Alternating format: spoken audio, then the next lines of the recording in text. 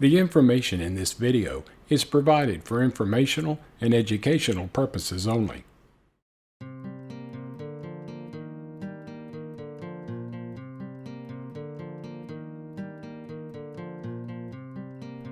Welcome to Dose of DM, where you'll get a little shot of what my life is like living with SMA. Today you'll actually get to hear about other people's lives, because at SMA News Today, we're running a campaign in recognition of SMA Awareness Month called 31 Days of SMA, where each day we're featuring a story of someone who has a connection to it. I'm fortunate to be here with my friend and colleague Alyssa to share some of the stories with you. I think one of the best ways to bring awareness about SMA is telling our stories. What do you think about that, Alyssa? Absolutely. I think, it's just a really great way to learn and be inspired by or empowered when we hear other people tell their own stories. So I think this is really a powerful tool to get a message across. And I would love to talk about every single story, but that would take all day. So I've picked out a couple that I think kind of struck a chord with me, and I know you've picked out a couple too. One of the first ones that I wanted to talk about was Tristram, I think Jacobs was his last name. I think it was day 12, if I'm not mistaken. But we're going to put a link below to the 31 days so you can check out all the stories.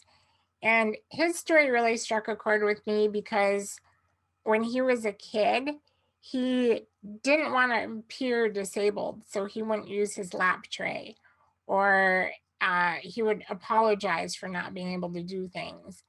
And I know I felt like that too for a long time. And there's a lot of ableism that if you're disabled, you can't do things. And he found out, as did I, that when you're yourself and you go after what you want, that you can really do a lot of things. So what did you read that story, Alyssa? Yeah, I thought that was a really good one. And as I've been reading all the stories, you see this common theme of just learning to embrace who you are as someone with SMA and learning to accept the diagnosis. Um, for me, like thinking about these stories, I think of Joe Frost.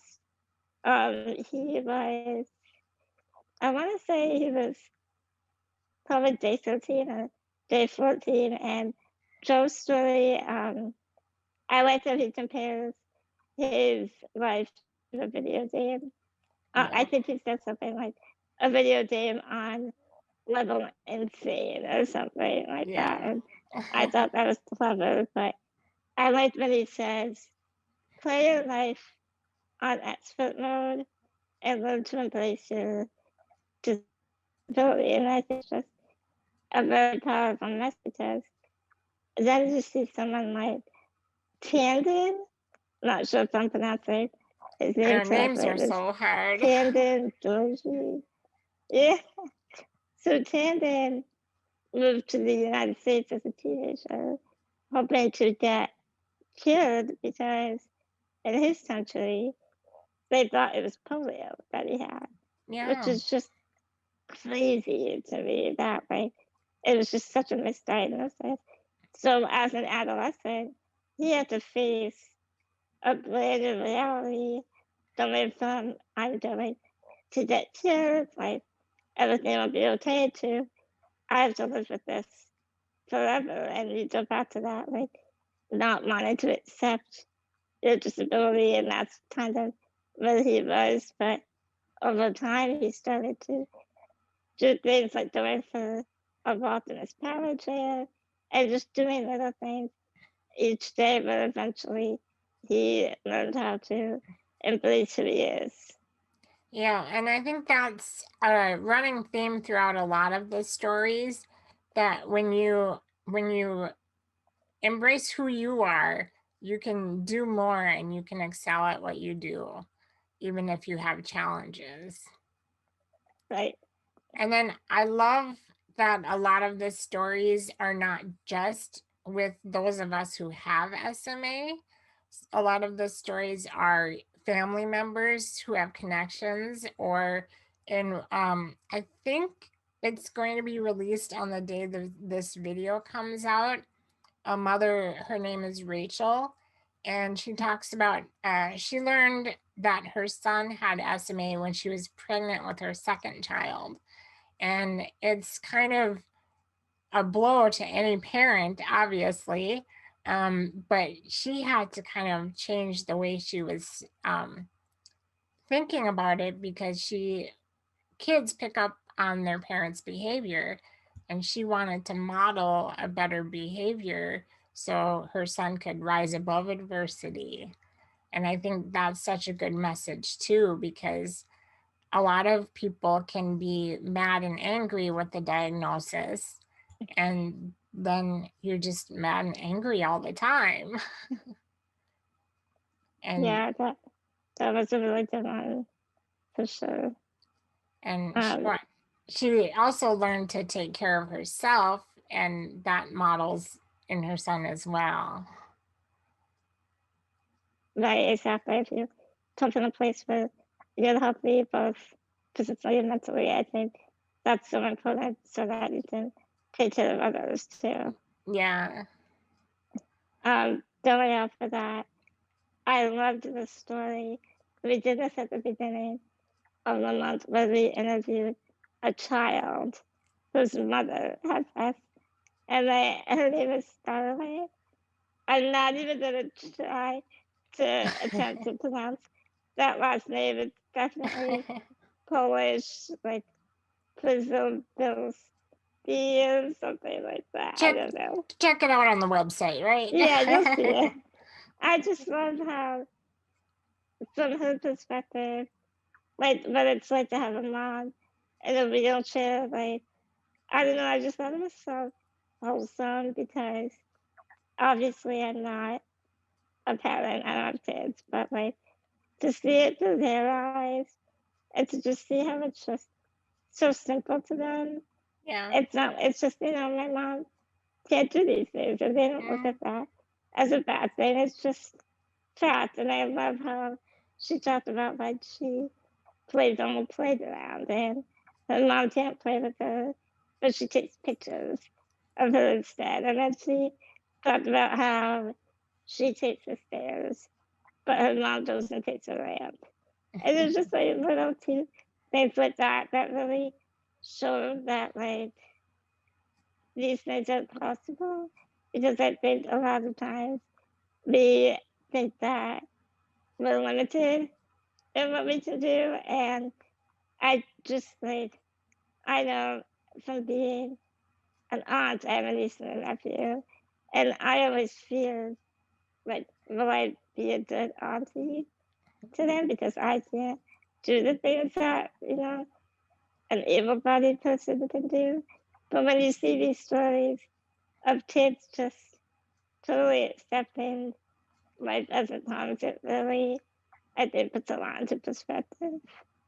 Yeah, I know I'm an aunt as well, and yeah, they just, kids are resilient and they just go along with it, and I think they learn a lot from us too. So I think that's pretty cool.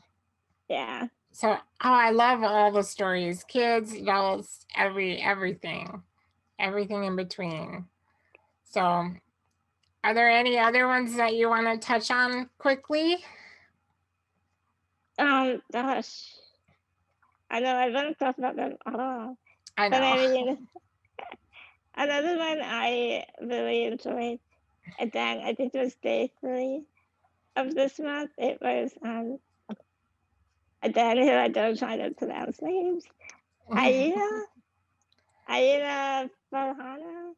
Maybe I'm sorry if I'm not saying that correctly, but she talked about this idea, and I really feel this way as well. How the pandemic has given her time to rest. And I feel like that message is so powerful because obviously none of us want to live through the pandemic. Like, it's just hasn't been easy for any of us. But when you flip the narrative and you think, well, look at all this time my body has been given to rest, to recharge, and all sorts of things, I think it really just sheds a new light on the pandemic. And I really liked when she said, I am finally giving my body the rest I have denied it for so long. And I think that's very powerful.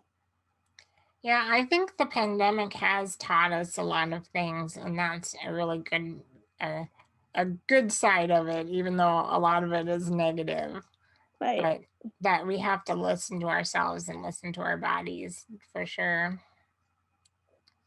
So I do. I love all those stories. And I think on the very last day, there's a really good one that I hope everyone checks out too.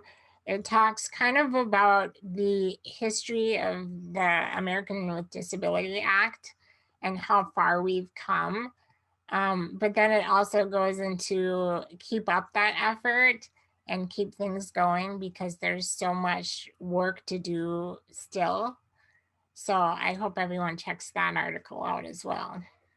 I think it's really important for us to recognize and celebrate where we've come from and the progress we've made, because that will ultimately fuel us, I guess, to keep propelling forward and with the pursuit of realizing there's still so much change that has to be made. And when you think about the ADA, it's been around for 31 years, and these 31 years, look at where that's gotten us and what's happening anymore, I think. So just having that mindset is what it's gonna take to keep making change. It's kind of exciting to think about what the future lies ahead of us. Right. When you think about everything that's come before us. So I think that is a good way to end the month and kind of continue on as SMA Awareness Month ends, but it never goes away, right? Right, exactly. It's every month for us. Yeah, so well, I wanted to thank you again for joining me. And who's your buddy in the background, just for everybody to I know? know. She always wants to be the center of attention, which is why she's here. Oh, she's mad at She me. knows you're talking about her. Yeah, this is Wish. Wish is my service dog, and she lays on my head all the time. Awesome. Yeah, she's a cutie. Oh, a stretch. Yes. So, well, thank you again for joining me. And Thank you for having me. I'm so glad you're able to talk with me about some of these great stories. Yes, this is fun. You guys, we all did a great job. I think the people that put this together really picked some good ones this year. So Yeah, and we've done this for a few years in a row now. So I think we're going to keep it up, and I can't wait to hear more stories next year. yeah, me too. All right. Well, we'll talk to everybody again. Have a good day, and we'll talk to you again soon. Bye. Bye.